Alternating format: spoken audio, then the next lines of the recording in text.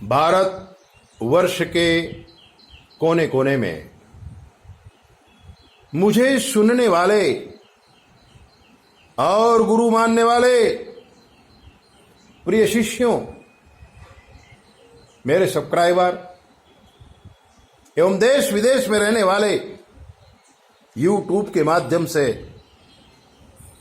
आप हमें सुन रहे हैं। हम प्रतिदिन शास्त्र को मथ कर शास्त्र का नवनीत आपके ज्ञान वृद्धि हेतु बताते। आज जो बात बता रहे हैं वो बड़ी अलौकिक है, अनसुनी है, अनछुई है। इस विषय में आज तक कभी भी किसी ने भी, बड़े बड़े ज्ञानी भी प्रकाश नहीं डाल सके। मातंग ऋषि का नाम किसने नहीं सुना? ये वही मातंग ऋषि हैं जिन्होंने इस पृथ्वी को छोड़ते समय सबरी को कहा था, अपनी शिष्या को, कि आश्रम में भजन करो। त्रेता युग में श्री रामचंद्र जी भगवान आएंगे, तुम्हारी सेवा स्वीकार करेंगे और तुम निरंजन निराकार का दर्शन कर पाओगे। सबरी के गुरु मातंग ऋषि की ये कहानी घर घर में बच्चों बच्चों को मालूम है, लेकिन मातंग ऋषि की ये कहानी मैं आपको बता रहा हूं जो शायद ही किसी ने सुनी हो, क्योंकि हमारे शास्त्र बहुत है और मनुष्य का जीवन है छोटा। शास्त्री भी शास्त्रों का अध्ययन नहीं कर पाते। देश काल और पात्र की वजह से उनका जीवन भी गुत्थम गुत्थी हो जाता है। मातंग ऋषि तप कर रहे थे, उसी समय उनके आश्रम में बिलखती हुई, रोती हुई एक छोटी सी बच्ची आई थी। 4-5 साल की वो लड़की श्यामांगी थी, क्योंकि उस समय मातंग ऋषि काली की साधना कर रहे थे। तो उस बालकी में उन्हें काली का ही रूप दिखा। बड़े प्यार से उस अनाथ बच्ची को मातंग ऋषि ने अपने आश्रम में रखा था और ज्ञान भी दे रहे थे, साधनाएं भी करवा रहे थे।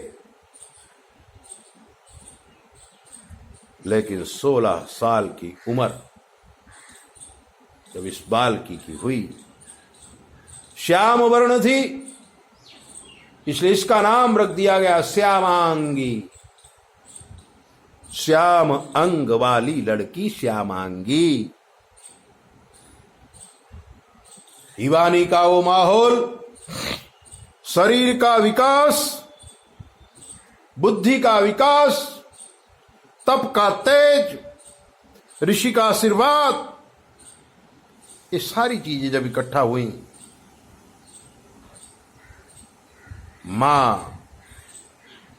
मातंग ऋषि जो तप में रहते थे, श्यामांगी सेवा करती थी।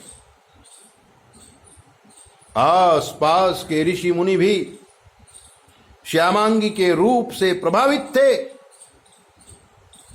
एक दिन दोपहर का समय था, मध्याह्न संध्या करने के लिए श्यामांगी जल लेने के लिए नदी में जाती है। गर्मी का माहौल था। श्यामांगी नदी में डुबकी लगाने के लिए कासाए वस्त्र पहने हुए नदी में कूद जाती है और अनेक डुबकियां लगाते हुए, कलश में पानी भरते हुए जब श्यामांगी बाहर निकलती है, उसी समय ऋषिपुत्रों का एक टोला, यानी 5-7 ऋषिपुत्र उस नदी के किनारे से निकलते और श्यामांगी नदी से बाहर निकलती है। उसके कासाए वस्त्र उसके अंग से चिपक जाते हैं। श्यामांगी भीगी हुई, चिपके हुए कपड़े ईवान ऋषियों को, ऋषिपुत्रों को कामांगी लगी। काम से विह्वल हो गए ऋषि और श्यामांगी के पीछे पीछे मातंग ऋषि के आश्रम तक आए। 7-8 लड़के थे। श्यामांगी भी उन ऋषियों के विचार को समझ गई थी कि ये लोग मुझ पर मोहित हो गए हैं, लेकिन वो समय ऐसा था। कलश रख करके मातंग ऋषि को प्रणाम करके श्यामांगी ने कहा, गुरुदेव, ऋषिपुत्र नदी से मेरे पीछे पीछे यहां तक आते हैं, आए क्या चाहते हैं? मातंग ऋषि ने उन ऋषियों को बुलाया था, उपदेश करके उन्हें विदा कर दिया था। तभी मातंग ऋषि को याद आया था कि श्यामांगी अब ईवान हो गई है और ईवान कन्या का इस प्रकार से विचरण करना ठीक बात नहीं है। तब उन्होंने श्यामांगी का भविष्य देखते हुए श्यामांगी को काम देव की उपासना कराई थी और उस श्यामांगी को कामांगी बनाया था। काली का अवतार थी श्यामांगी।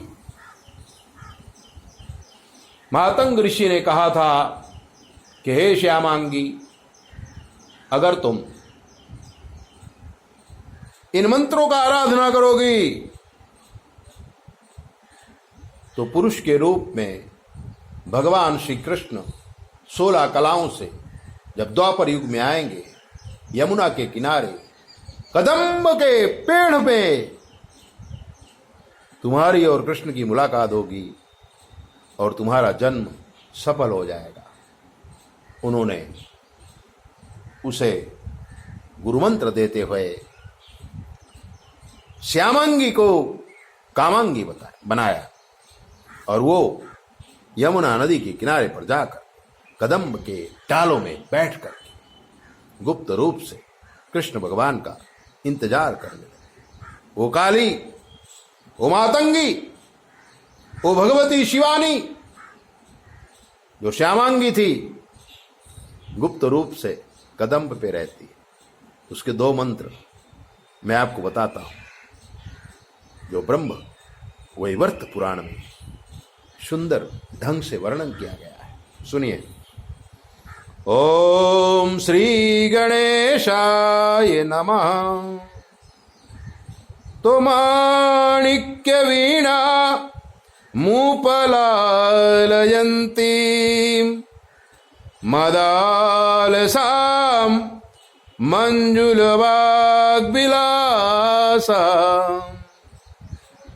महेंद्र नीला द्वितिकोमलांगीं मातंग कन्यां सततं स्मरामि। चतुर्भुजे चंद्रिकलावतन से कुचोन्नते कुंकुम राग सोणे पुंडेक्षुपाशां कुशपुष्पबाण हस्ते नमस्ते जगदेकमातः तो माता मरकत श्यामा मातंगी मदशालिनी कटाक्षयतु कल्याणी कदम्ब बनवासिनी जय मातंग तनये जय नीलोत्पलद्युते जय संगीति रसिके जय लीला सुख प्रिय। श्यामांगी के सारे मंत्र मैं आपको नहीं बता पाया, कभी परमात्मा की इच्छा हुई तो सारे मंत्र मैं आपको बताऊंगा। श्यामांगी जो कामांगी है, कदम्ब के वन में रहती है, मातंग पुत्री है, ऐसी पराशक्ति को नमस्कार करिए। ऐसी दिव्य बातें जानने के लिए आप हमारे चैनल को सब्सक्राइब करो, लाइक करो। और अगर आपके जीवन में कोई कष्ट है हमसे पूछ लो, शास्त्र के मत के अनुसार हम आपको जवाब देंगे, वो भी बिल्कुल फ्री। 9825200108 पर संपर्क करके कुछ भी पूछिए। जय बोले, अपना ध्यान रखिए।